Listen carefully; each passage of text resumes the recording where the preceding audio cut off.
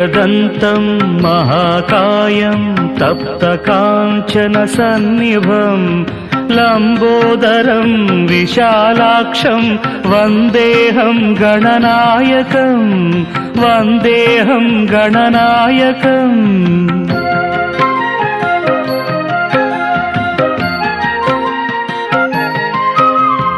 मौञ्जी कृष्णाजिनधरं नागयज्ञोपवीतिनं बालेन्दुशकलं मौळं वन्देऽहं गणनायकं वन्देऽहं गणनायकम्।